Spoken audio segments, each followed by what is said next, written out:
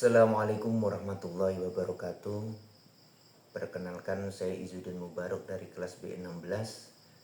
Pada kesempatan ini saya akan menyampaikan rangkuman beberapa materi penting dari mata kuliah komunikasi pembelajaran era digital. Dari seluruh materi yang telah dipelajari, saya memilih 5 topik utama yang menurut saya paling penting untuk dipahami oleh seorang calon pendidik, yaitu antara lain yang pertama adalah paradigma pembelajaran di era digital. Itu yang pertama. Yang kedua, model pembelajaran digital. Yang ketiga, strategi komunikasi pembelajaran yang efektif. Yang nomor 4, etika digital dalam pembelajaran. Dan yang terakhir adalah peran guru di era digital. Dari kelima materi ini saling berkaitan dan menjadi dasar dalam pelaksanaan pembelajaran modern. Dari kelima itu tadi adalah poin-poin penting yang harus kita perhatikan sebagai calon pendidik. Yang pertama yaitu tadi paradigma pembelajaran di era digital. Di materi ini yang sangat penting adalah perubahan paradigma pembelajaran.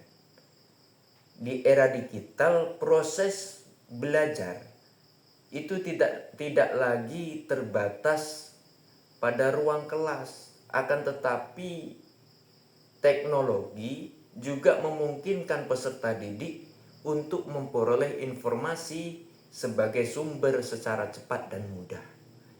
Makanya saya memilih paradigma pembelajaran di era digital. Hal yang seperti ini harus kita pahami. Apa yang harus kita pahami? Bahwa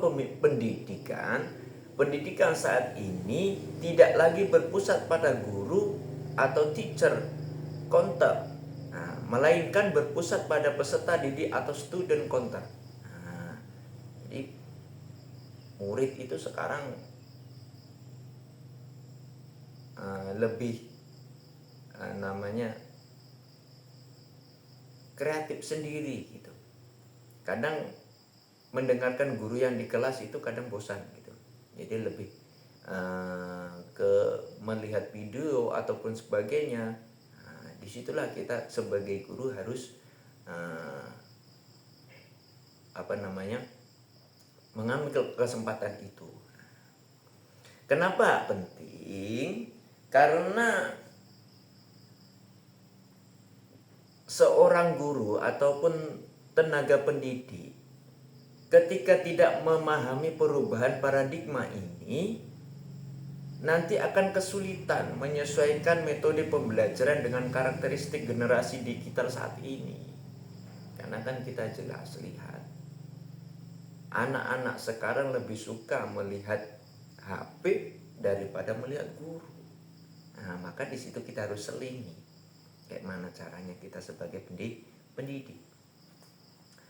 Yang kedua tadi adalah model pembelajaran digital.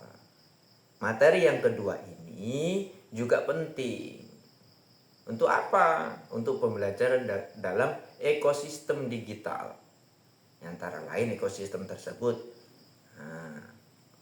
yaitu yang pertama blend learning. Itu yang pertama. Yang kedua flip classroom. Yang ketiga hybrid learning. Yang keempat collaborative learning, dan terakhir yaitu self-directed learning. Itu poin-poin ataupun model yang harus kita ketahui sebagai pendidik. Dalam model tersebut, teknologi berfungsi sebagai sarana untuk meningkatkan kualitas pembelajaran, bukan sekedar menggantikan buku atau papan tulis. Itu ya. Hal ini penting karena pembelajaran menentukan bagaimana proses komunikasi antara guru dan peserta didik. Jadi gimana caranya lah di era sekarang ini yang mungkin minat sekolah di era-era sekarang itu kan sulit. Jadi kita sebagai pendidik ya kita harus kayak mana caranya biar dia tertarik. Di mana dunianya mereka. Kita harus terjun ke dunianya dia. Dunianya sekarang digital ya kita terjun di digital. Nah, begitu caranya. Yang ketiga yaitu strategi komunikasi pembelajaran yang efektif.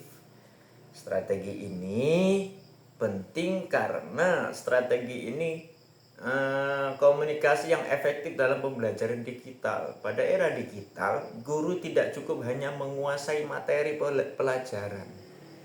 Akan tetapi guru juga harus mampu menyampaikan pesan pembelajaran dengan menarik dan paham atau mudah dipahami.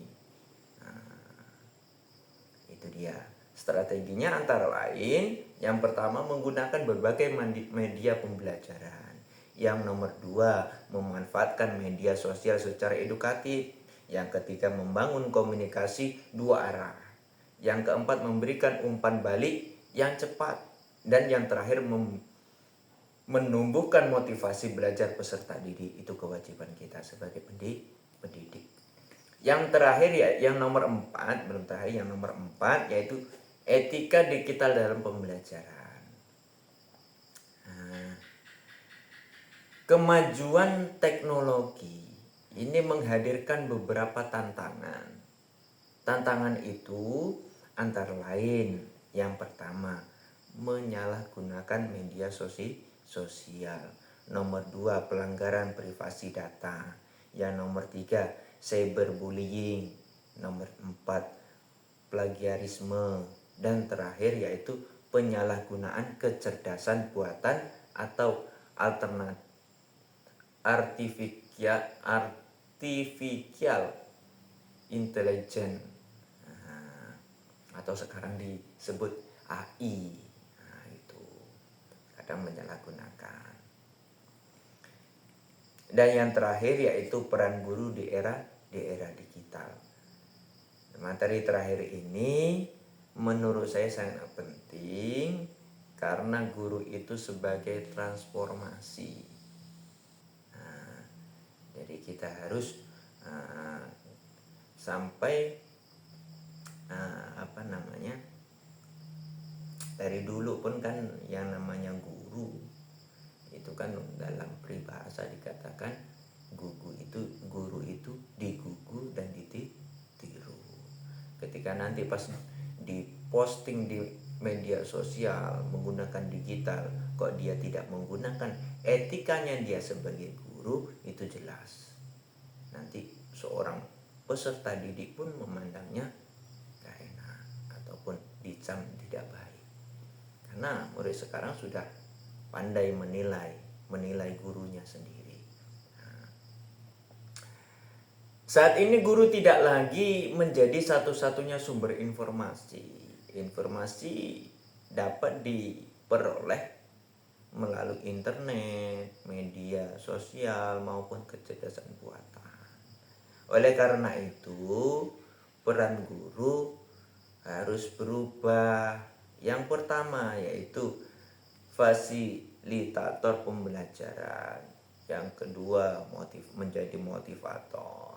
Yang ketiga, menjadi pembimbing. Yang keempat, menjadi mentor. Dan terakhir yaitu mengembang karakter peserta didik. Jadi kita harus peka kepada seorang murid ataupun peserta didik.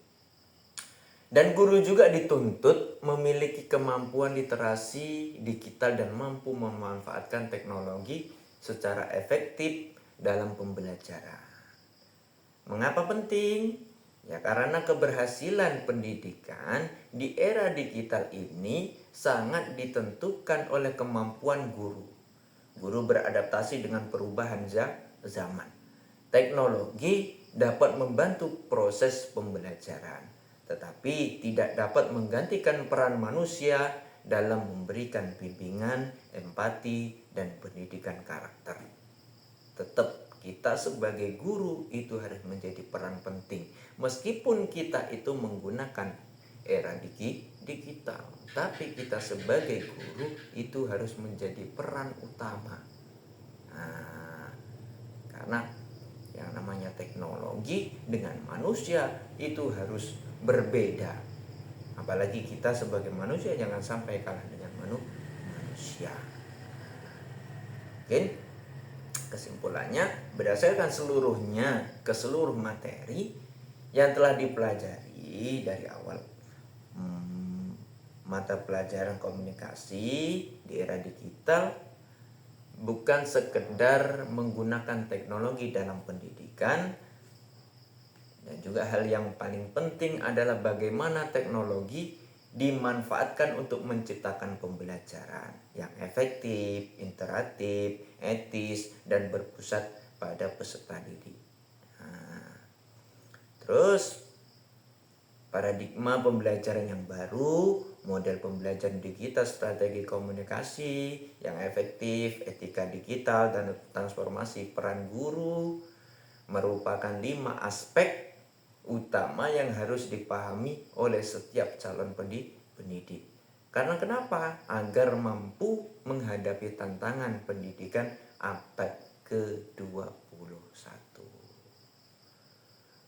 Mungkin kurang lebih dari saya. Salah hilapnya akhir kalam. Assalamualaikum warahmatullahi wabarakatuh.